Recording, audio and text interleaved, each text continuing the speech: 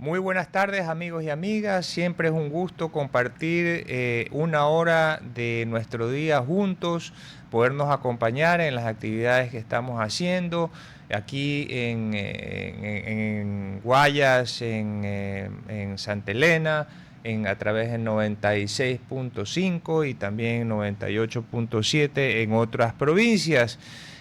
Además también estamos en las redes sociales, en @RTP Ecuador, nos pueden seguir en directo a través de la frecuencia modulada que acabo de mencionar, y además también nos pueden seguir a través de las redes sociales. También agradeciéndoles a ustedes por acompañarnos día a día en este programa Futuro en Acción, que busca más que nada realizar un análisis de la realidad ecuatoriana, buscar una visión optimista que nos permita poder proyectarnos hacia un país mejor y además a largo plazo no ver solamente lo que está ocurriendo hoy, que obviamente es parte del presente, es parte del futuro, sino también poder proyectarnos de tal manera que podamos hacer un plan para podernos organizar mejor como familias, personas y finalmente como país. Hoy tenemos como invitada a Marta González. Marta es gerente general de la Bolsa de Valores de Guayaquil. Con ella analizaremos diferentes aspectos como el panorama general del mercado bursátil ecuatoriano, el perfil del inversionista ecuatoriano, instrumentos y preferencias de inversión, riesgos y percepción del mercado, la educación financiera y acceso al mercado ecuatoriano de valores, la innovación y futuro del mercado bursátil, especialmente pues también de la Bolsa de Valores de Guayaquil, y sus comentarios en relación a lo que ella sugeriría en función a las recomendaciones que para un inversionista ecuatoriano. Y allí tenemos que recordar también pues que hay dos bolsas de valores en el Ecuador, una que está en Quito y otra que está en Guayaquil, y que es un mecanismo importante para poder lograr que empresas que ponen sus diferentes títulos valores en el mercado después de pasar su respectivo análisis, sean comprados esos títulos valores y de esa manera se puedan financiar esas empresas para poder generar más riqueza que financie proyectos, pero que al mismo tiempo, cuando uso la palabra riqueza, implica esa riqueza nueva que se genera pueda ser distribuida de tal manera que, por ejemplo, hayan más fuentes de empleo. Porque cuando una empresa logra poder captar capital para poder hacer realidad sus proyectos, lo que hace es crecer, y al crecer se necesitan más manos, y cuando se necesitan más manos necesariamente va a haber más empleo adecuado. 7 de cada 10 ecuatorianos no tienen empleo adecuado en este momento, y por lo tanto de alguna manera se va a ayudar a que esa cifra se mejore. Y por otro lado, también aquellas personas que compran estos títulos valores en la Bolsa de Valores de Guayaquil o en la Bolsa de Valores de Quito, a su vez están invirtiendo su dinero para que sea más rentable, y al ser más rentable pues entonces también va a haber más prosperidad de parte de esas personas, su consumo también se va a poder mantener por lo menos, también podrían generar nuevos empleos adecuados. Así es que es una forma de ganar. Existen ganar. Existen muchos mecanismos para poder implementar esto, que los conversaremos con nuestra invitada de hoy, pero también es importante analizar la posibilidad de cómo podemos hacer para que haya más opciones de inversión en la Bolsa de Valores de Guayaquil y también de poder informar a los negocios cuándo y cómo pueden participar de, de esta emisión de valores a través de la Bolsa de Valores de Guayaquil. Y esto es fundamental porque siempre estamos, los empresarios siempre estamos buscando algún tipo de financiamiento que nos pueda permitir hacer realidad nuestros proyectos, y esto se ha demostrado en diferentes países. Entonces, mientras más sólida sea la bolsa de valores de cada país, mejor le va a ir a ese país.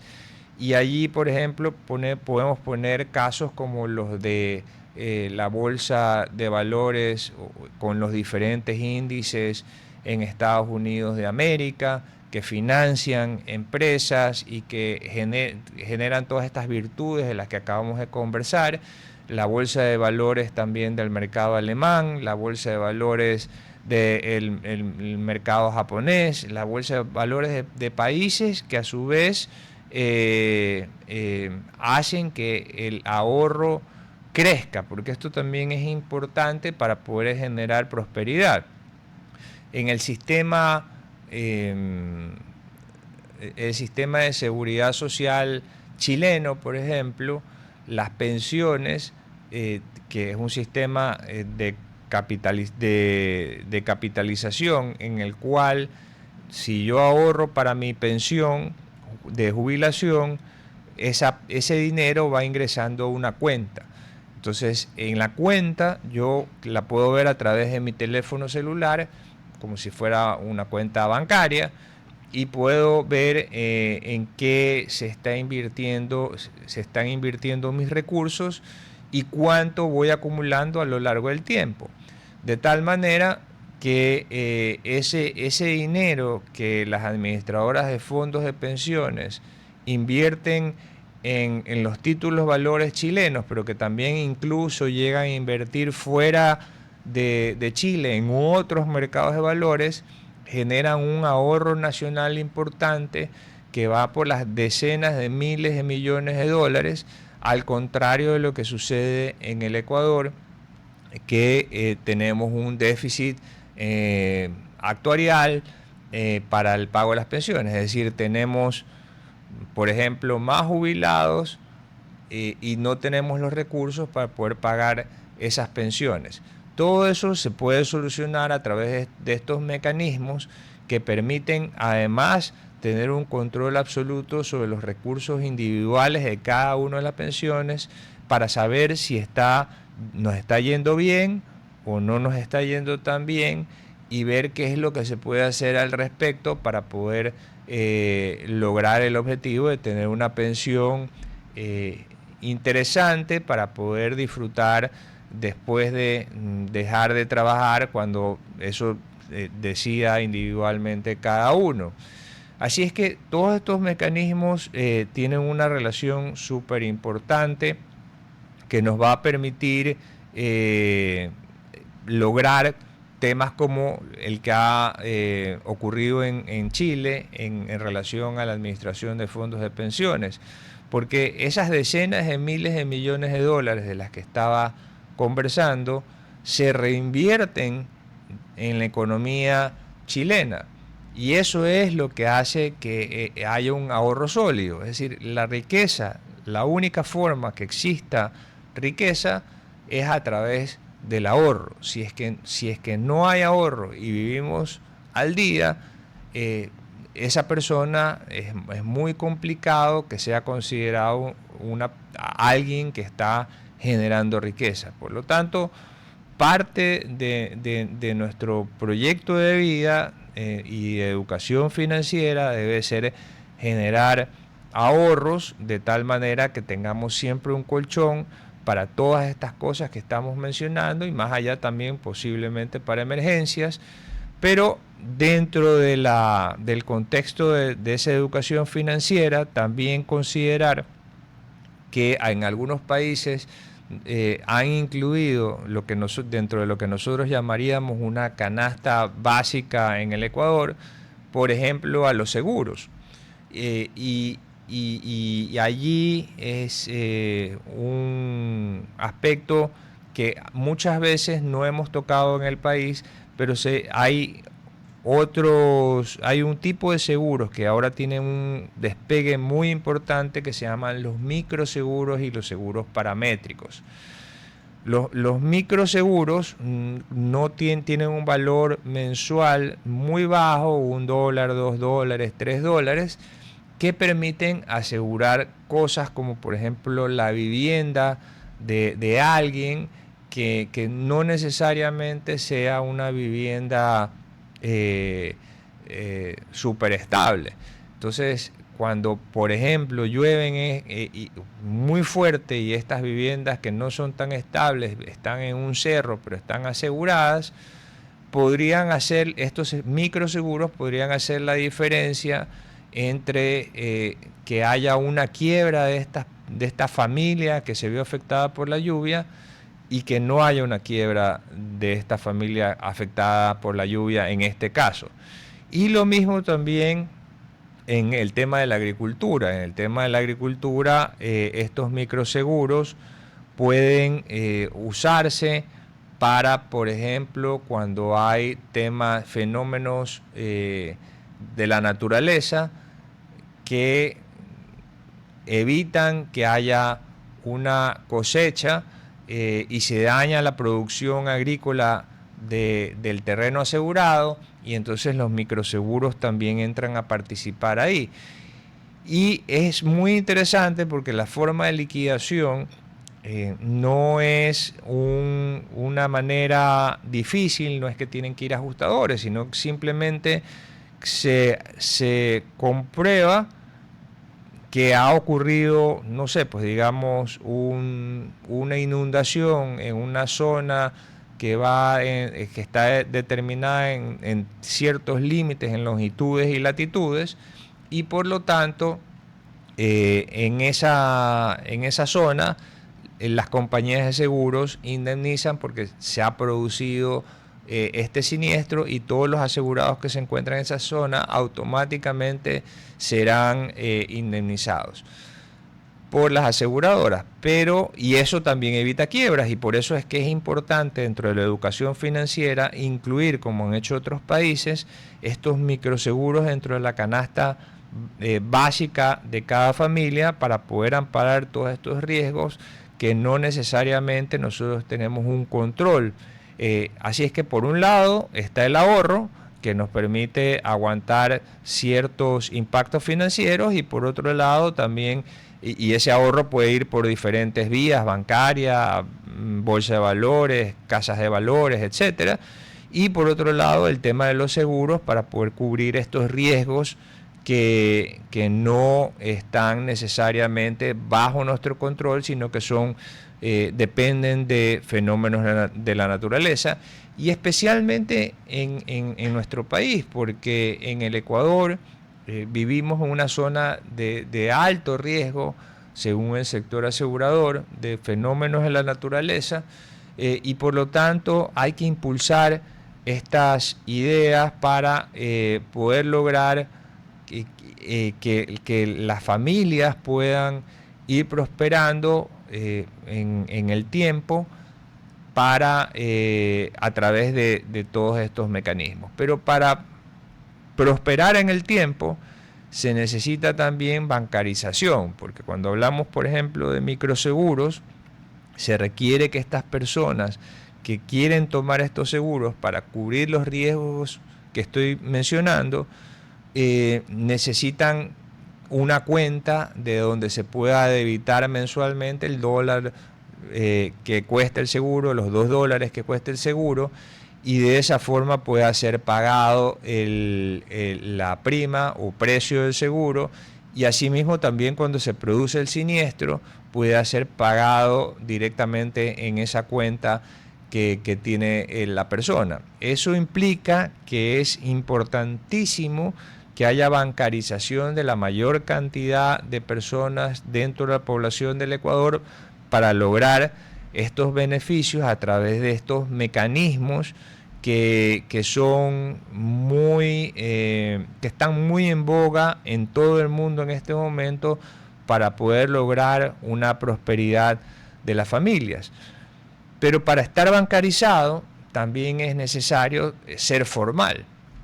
Y ese es otro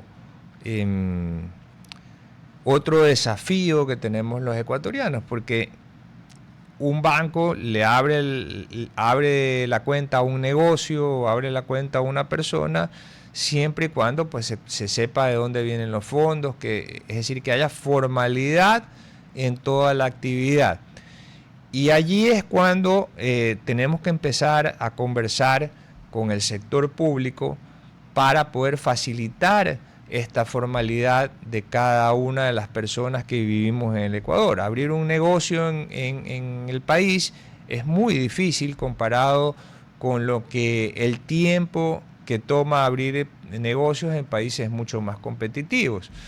En ciertos países, pues una empresa puede abrir en 2 días ya formalizada, y esos son los países más desarrollados, y por obvias razones pues también va a haber bancarización y formalidad, y entonces van a tener todos los beneficios de la formalidad.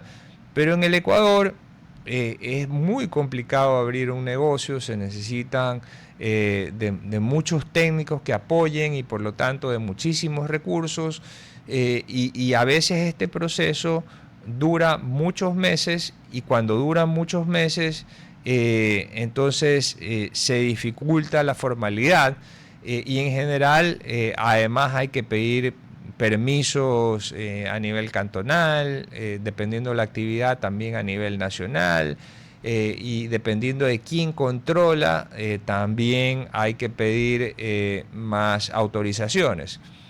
Entonces todo eso de ahí se tiene que empezar a revisar también con el objetivo de permitir a las personas ser formales, porque el ser informal, por ejemplo, no permite acceder a financiamiento de los bancos, y ya hemos dicho que tiene todas estas complicaciones. Ser formal y por lo tanto ser cliente de un banco, tanto a nivel personal como a nivel de un negocio que se quiere comenzar. Y por eso es que la gente prefiere la informalidad. Y eso significa también que el Estado deja de percibir recursos por vía impuestos, porque las personas se mantienen informales en negocios unipersonales cuando podrían ser negocios que pagan impuestos, pero no lo hacen porque es muy difícil. Y yo una vez le preguntaba, estaba en una calle del centro de Guayaquil, y le preguntaba a una persona que vendía zapatos en la acera frente a un negocio formal que a su vez también vendía el mismo producto.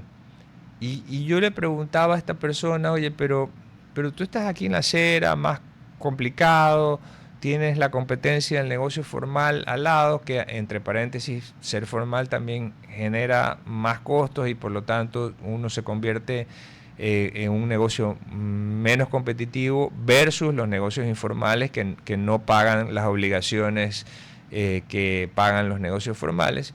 Y me decía, sí, a mí sí me gustaría ser formal, pero es muy difícil lograr eso de ahí. Entonces por eso es que estoy yo en la acera vendiendo zapatos, que es lo mismo que vende la empresa que está aquí al lado mío formalmente. Entonces esas son las inconsistencias que tenemos en el país para poder ir avanzando hacia un mejor Ecuador. Porque por un lado hay una base, por ejemplo, de contribuyentes que es relativamente pequeña frente a una informalidad súper grande. Entonces siempre son los mismos contribuyentes a los que se les afecta cuando se sube, por ejemplo, los impuestos, cuando hay una gran mayoría que no está pagando los impuestos y que se debería, es decir, el tema no es obligarlos a que sean formales, sino primero mostrar los beneficios de la formalidad, porque el informal, al no tener acceso al financiamiento bancario de la bolsa de valores, va al chulco. Y entonces pues también se le hace muy difícil poder hacer crecer su negocio. Y por otro lado, también existe inconvenientes para poder lograr todas estas cosas. Y el Estado, en lugar de poder tratar de lograr que la tecnología, que ya no tiene un costo tan elevado y que ya ha inventado herramientas, facilite a través de la tecnología por ejemplo, abrir un negocio en el Ecuador. Yo sé que la Superintendencia de Compañías algún esfuerzo ha hecho en eso, pues y ahora se pueden hacer compañías por esa vía, pero también en términos, el SRI también tiene algo, pero en términos generales yo diría que lograr facilitarle la vida a la persona que quiere ser formal no ha podido ser logrado a través de la tecnología, a pesar de que existen ya las herramientas a nivel mundial para lograr eso. Y eso hace que se siga manteniendo este desequilibrio entre la formalidad y la informalidad, que perjudica en impuestos al Estado, porque no los percibe, pero también perjudica a aquellas personas que contribuimos con nuestros impuestos y pagamos todas las obligaciones que tenemos, por ejemplo, en el ámbito laboral, mientras que el informal no necesariamente lo hace así. Así es que creo que lo que debemos empezar a hacer es impulsar esta idea de usar herramientas tecnológicas que eviten que el ciudadano tenga que perder tiempo trasladándose muchas veces a otras ciudades para poder hacer trámites que pudieran hacerse en línea. Lo mismo también ocurre con el Poder Judicial.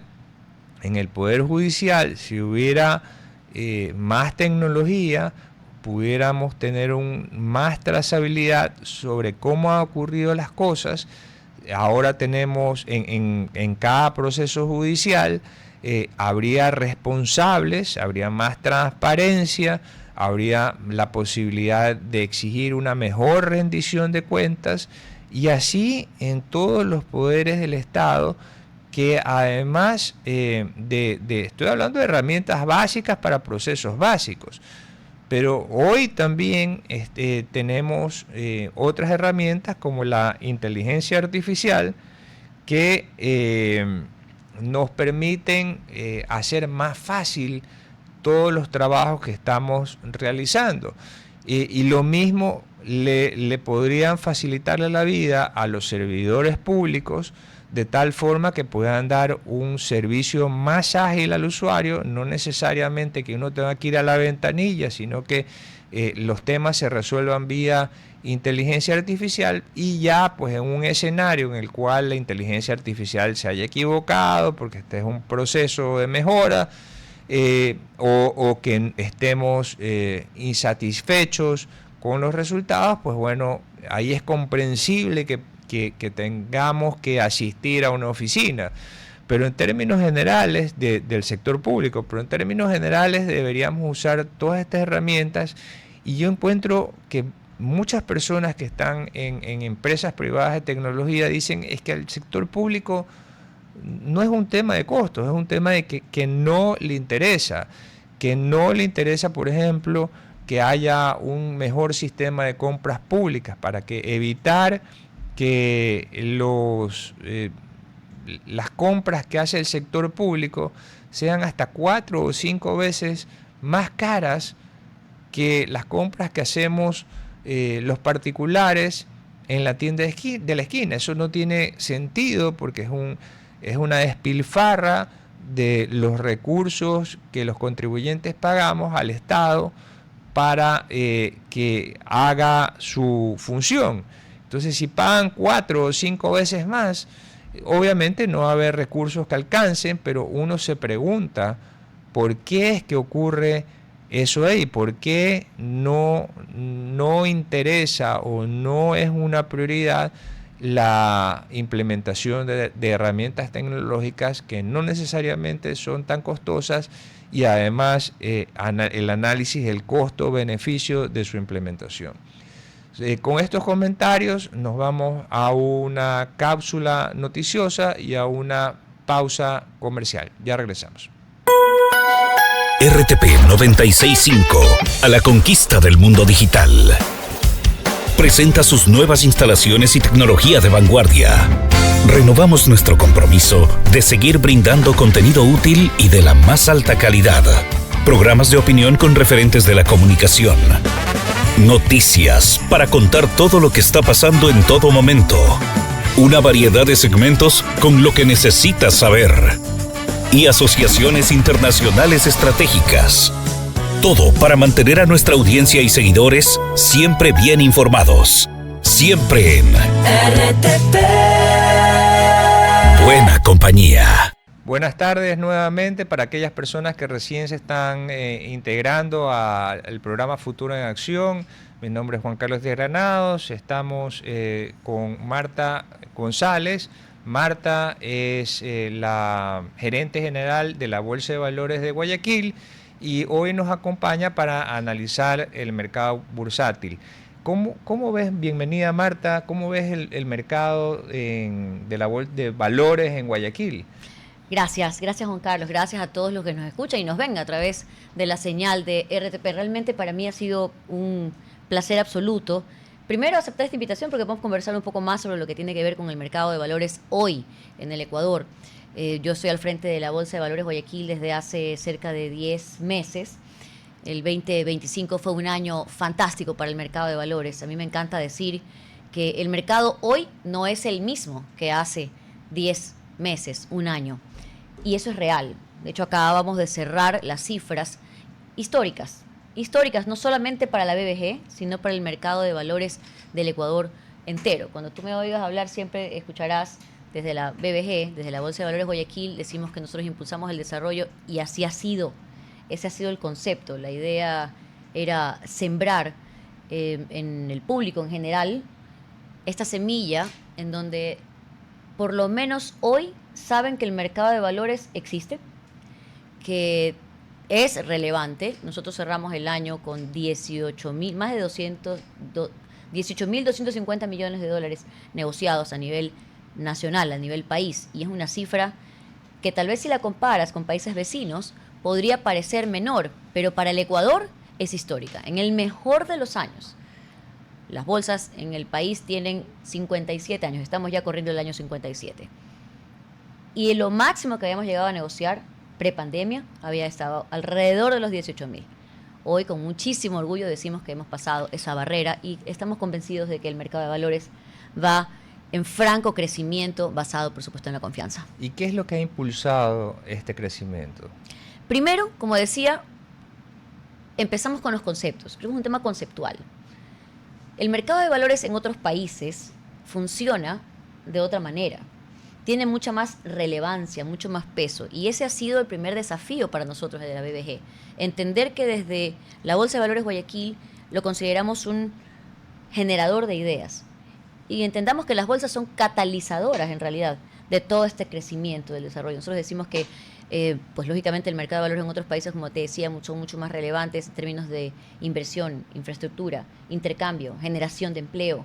Y son índices que para cualquier estado son importantes. Nosotros hoy tenemos grandes relaciones con el gobierno nacional y, por supuesto, con las autoridades. De hecho, son nuevas.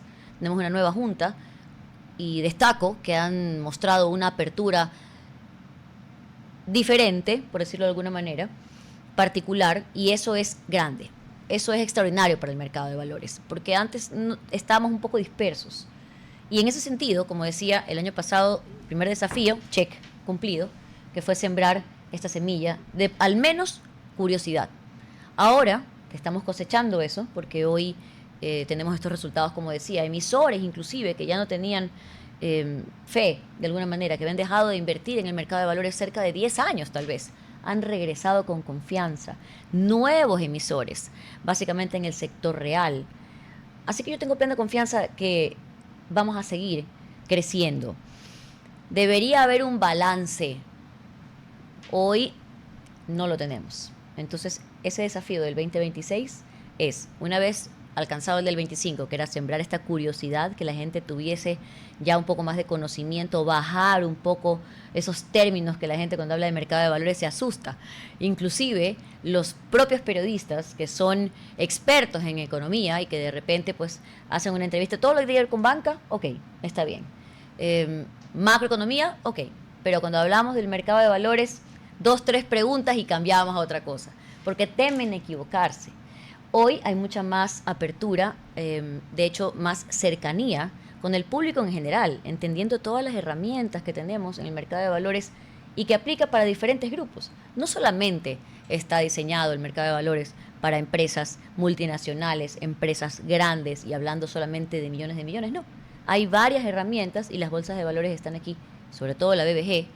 Desde la BBG o en Guayaquil estamos procurando aquello, la cercanía con todo el entorno. Y conversando de curiosidad, explícanos qué hace la Bolsa de Valores de Guayaquil. Es decir, yo soy un oyente y digo, está interesante, me gusta lo que están diciendo, sí. Pero ¿qué hace la Bolsa de Valores de Guayaquil? Fantástica tu pregunta, me encanta, porque no hay nada mejor en el mercado de valores, y esto es ya comprobado, que hablar con ejemplos. Porque efectivamente yo puedo estar aquí en esta entrevista y comentarte muchas cosas maravillosas y probablemente te vas a enganchar con el concepto, pero en la práctica, ¿cómo me aplica? ¿Cómo llego yo? ¿Soy una persona que puedo participar del mercado de valores? Por supuesto, como decía, hay varios vehículos.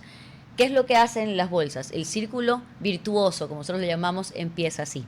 Nosotros somos una ventana. Yo suelo decir, y un poco de nuevo bajando los conceptos, la Bolsa de Valores Guayaquil es como la sala de una casa. Y uno cuando tiene una sala que está muy bien, que esté equipada, lo que pretende es que las personas que visitan esa casa se sientan a gusto, con confianza, con certezas y puedan estar ahí mucho más tiempo y transaccionar. Vamos ahora a los términos un poco más técnicos y de lo que pasa. Todo lo que pasa en el mercado bursátil, de acuerdo a la normativa y como tiene que ser, tiene que pasar por casas de valores. El deber ser de una bolsa de valores, y por lo menos la de Guayaquil, es servirlas de alguna manera. Primero, temas conceptuales. Hablar precisamente de lo que el mercado de valores puede hacer. Que tengan confianza, generar aquello. Entonces, cuando tenemos esto, ya las personas tocan nuestra puerta. Y una vez que hemos generado esa curiosidad, es como cuando estamos en la industria y existen campañas de marketing. Tú quieres vender este producto. Yo hablo de este producto, genero una campaña y las personas ya tienen curiosidad y se genera el deseo de ir a averiguar, de llegar al punto de venta, que eso es lo exitoso de una campaña. Más o menos va por ahí. En el momento en que tienen ya la curiosidad y quieren saber un poco más, la Bolsa de Valores Guayaquil los dirige hacia nuestras casas de valores. Tenemos 29 casas de valores a nivel nacional y, por supuesto, dependerá del cliente, del producto, del vehículo que necesite para tener estas visitas, y cada una de las casas de valores ofrecerán sus servicios y el cliente, sea persona natural, sea institucional o pues en este caso una industria tal vez, pueden escoger con qué casa de valores manejar sus títulos, sus obligaciones, en fin, todo lo que existe en el mercado de valores. Es decir, si yo tengo unos chochos, por ejemplo, ahí ahorrados, y entonces tengo los chochos ahorrados, sí. Y ahí, ¿qué es lo que tendría que hacer yo para invertir en la bolsa de valores, en valores de la bolsa que la bolsa de valores ofrece? Perfecto. De nuevo el ejemplo. Cumplida la campaña de información, aquí estamos, Mercado de Valores, Bolsa de Valores Guayaquil, recibe a las personas que de alguna manera han tenido acceso a la información que hemos entregado a través de redes o entrevistas, instancias como estas. Hemos tenido, por ejemplo, visitas de personas que, un jubilado, nos tocó la puerta, me dijo, nosotros solemos atender a todos de manera personalizada, tocó la puerta, entró, y en recepción, pues lógicamente lo recibieron, le preguntaron de qué se trataba y que quería conversar conmigo. Entonces, con mucho gusto lo atendí y le explicaba de qué se trataba. Bueno, me decía, yo tengo mi pensión, tengo esto, ¿qué hago? Yo quiero invertir en la bolsa, que es lo primero que dicen, que tal vez puede ser algo parecido a lo que ven en las películas y en televisión, y no es muy distinto. Claro, en las películas ya es mucho más producción, por supuesto. Hoy ya no tienen esa pelea de la gente que está, como se veía, y vendo, compro y con los papeles en la mano. Hoy es digital, existe lo mismo, todo esto es muy dinámico. ¿Qué hicimos con el señor jubilado? Por supuesto, le indicamos cómo funcionaba. Esto es así, yo le entrego información e inmediatamente le doy a través de un QR toda la información que él necesita de todas las casas de valores. Las casas de valores, ellos puede visitarlas todas y ellos tienen el deber de explicarles, y esto es como una especie de receta. No aplica igual para todo el mundo. El señor jubilado tiene una cantidad X y quiere recibir dividendos mensuales. No, la quiero anual, puedo arriesgar más tiempo. En fin, todo depende. Es como una receta de médico. La casa de valores analiza al cliente, que se llama prospecto, para utilizar un término adecuado en el mercado bursátil, y le diseñan y le proponen. Entonces, dependiendo de lo que necesite, aceptará trabajar con una u otra casa de valores. Y nosotros, por supuesto, como bolsa, lo que hacemos es procurar estos espacios, de nuevo, la sala, en donde todos estén muy cómodos y esas transacciones se den y se inscriban a través de la bolsa de valores que la gente prefiera. En este caso, Bolsa de Valores de Guayaquil, por supuesto. ¿Y qué perfil tiene el inversionista ecuatoriano? Es muy particular el Ecuador en ese sentido, y por eso decía que el desafío es muy grande, y me encanta que hayan recibido el mensaje y esa confianza haya regresado al mercado de valores. Debo decir honestamente que es un poco complejo, pero esa barrera ya la rompimos. Empiezo por decir eso. Y gracias de nuevo públicamente a todos los que confían en el mercado de valores, porque como soy netamente positiva, esa es mi naturaleza, optimista, sé que esa barrera de los 18.000 millones que la pasamos, y cuando decía yo esto hace 8 meses me decían, me parece que está siendo demasiado positiva, pero no solamente que llegamos, sino que la pasamos. Creo que el 26 va a ser un año espectacular, siempre y cuando las normativas nos acompañen, y eso es un desafío también de las autoridades, pero tengo confianza también en que lo vamos a lograr. Tenemos varios proyectos, pero te decía que bueno, el mercado en realidad hoy, siendo una oportunidad, una ventana, lo único que nosotros hacemos aquí es procurar crecimiento y desarrollo para el país, para las personas, para las empresas, sobre todo el sector real, que ha tenido un gran crecimiento. Este año nosotros tuvimos también la oportunidad, bueno, el 25, tuvimos la oportunidad de estar en muchos foros, inclusive no solamente a nivel universitario, sino también en empresas. Hemos acompañado a los equipos financieros de cada uno de ellos para que empiecen a entender qué posibilidades pueden tener a través del mercado de valores. No nos estamos inventando el agua tibia, por si acaso. Esto es algo que, y siempre ha sido de la política, si hay algo que funciona bien, ¿por qué lo vas a cambiar? Así como en el fútbol, que a mí que me encanta el fútbol, sabemos que bueno, el equipo ganador no se cambia, ¿no? Seguimos con lo mismo. Entonces, ¿por qué no mirar hacia afuera? Como siempre he dicho yo en las charlas que tengo, dejar de mirarnos el ombligo, levantar la mirada, entender qué es lo que está pasando en el mundo. No nos vayamos muy lejos. En la región, Colombia, Perú, tienen una participación del mercado de valores supremamente importante. Y de nuevo, ejemplos. En Costa Rica. Costa Rica se convirtió una zona, un área extensa de hectáreas y de hectáreas de hectáreas, que no tenía servicio eléctrico, lo convirtió en un área absolutamente productiva, y todo el proyecto de electrificación verde, de hecho, se hizo a través de negociaciones a través del mercado de valores. El Estado no puso $1, y eso es real. El caso lo tenemos, el caso lo presentamos a las autoridades. Lo que tenemos que lograr es que la normativa nos permita tener estas transacciones internacionales. Hoy no lo podemos hacer a ese nivel, pero también soy positiva y sabemos que lo vamos a lograr. De hecho, Perú, hace poco, ese es otro caso que tenemos también y lo estamos analizando, y estamos trayendo expertos para que podamos conversar directamente y sobre todo elevar el nivel de discusión, que es lo que el mercado de valores necesita, en beneficio del desarrollo del país, por supuesto. El norte de Perú, todo el mundo habla de Perú, la economía de Perú, cómo se maneja Perú, el tema productivo en Perú, que es de envidia. Dicen que no existe la envidia sana, pero bueno, como yo soy positiva y sana, digamos, prefiero pensar que sí. Basta con hacer una pequeña visita, y hoy la producción de, para poner un ejemplo claro, arándanos. El norte de Perú, has de haber conocido también el caso. explotó extraordinariamente, maravilloso. Nosotros queremos hacer lo mismo, ¿por qué no? Toda esa zona que era desértica, es un caso real, todo se gestionó a través del mercado de valores, inversiones que se hicieron, inclusive extranjeras, por supuesto, canalizadas por el mercado bursátil, y fue una realidad y el Estado no puso $1. Eso es lo más importante. Entonces tenemos que entender lo que el mercado de valores puede hacer por el desarrollo del país. Y de eso estoy convencida y por eso estamos acá de alguna manera para entregar un mensaje. Y no se trata de convencer a nadie, se trata simplemente de aportar. Desde mi perspectiva, y ahí sí digo particular, porque es cuestión de visión. Lo que hago es compartir esa visión con mi equipo, que es un equipo de primera. Las personas que más conocen del mercado de valores en el país están en la BBG y tengo una confianza absoluta en las nuevas autoridades que también están al frente, convencidos de que el mercado de valores puede aportar de manera importante para el país. ¿Y qué normativas hay que cambiar para poder lograr un mercado de valores más versátil para el Ecuador? Son varias. Nosotros tenemos, yo digo un decálogo, tenemos 10 puntos que estamos elaborando así directamente para no ahondar en libros enteros para poder entregarlos a la asamblea y que se convierta en una discusión enorme. Tú me conoces desde hace años y sabes que yo soy muy pragmática. Vamos a lo concreto, que es lo necesario para poder avanzar. Con 2 o 3 casos de éxito estaríamos del otro lado. Estamos hablando de inversiones de $1.000 millones, infraestructuras enormes, maravillosas, que pueden ser en beneficio del país. La normativa, sencillo. Claro, cambio de leyes, ¿no? No es tan fácil esa parte.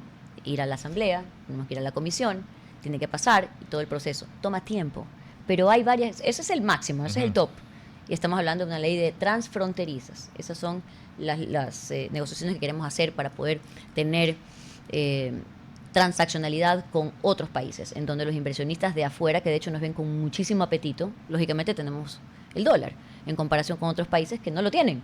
Entonces, si estamos hablando de una moneda dura, obviamente van a querer los rendimientos que tenemos nosotros acá en el Ecuador, son de locos para utilizar un término que todo el mundo usa hoy, pero es la realidad.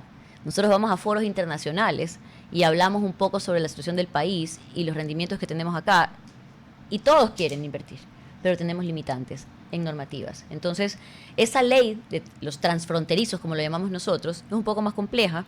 Perdón, lo que ocurre es que no puedes ofrecer un título valor de una compañía que cotiza en bolsa a través, por ejemplo, de la bolsa en Alemania. Sí. No se puede hacer eso. No. Pero, por ejemplo, esas bolsas de valores sí permiten hacer eso. Entonces, ahí en un mundo globalizado y a través de sistemas súper fáciles de usar, uno puede invertir en este segundo y allí nos dejas en desventaja, porque además son recursos que podríamos captar a nivel global para proyectos en el Ecuador. Sí. Existen ciertas formas en menor medida. Me encantaría llegar a ese punto. Me encantaría que podamos lograr aquello, porque eso es abrir la puerta.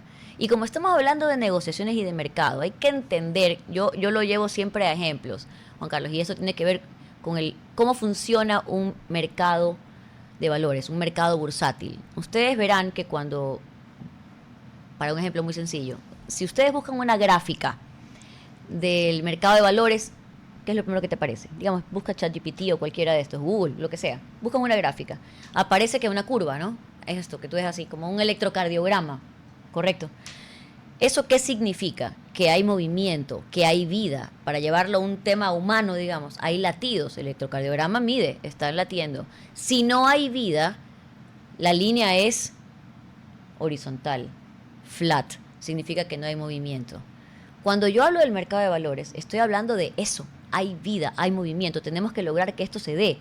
Ojalá siempre la curva hacia arriba, digamos, en muchos de los casos. Pero lo cierto es que esas normativas, para nosotros, que son limitantes, porque no nos permiten estar a la par y competir de igual manera con los países que están en la región, con ventajas que tenemos como por ejemplo el dólar.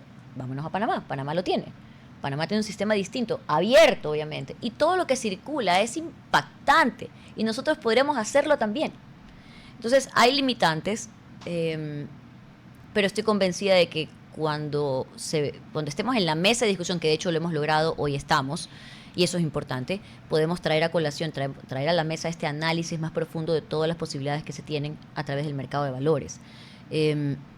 como digo, tenemos esta ley de transfronterizos que nos permitiría lograr esto. Pero sí, tiene que pasar por la Asamblea y un proceso largo.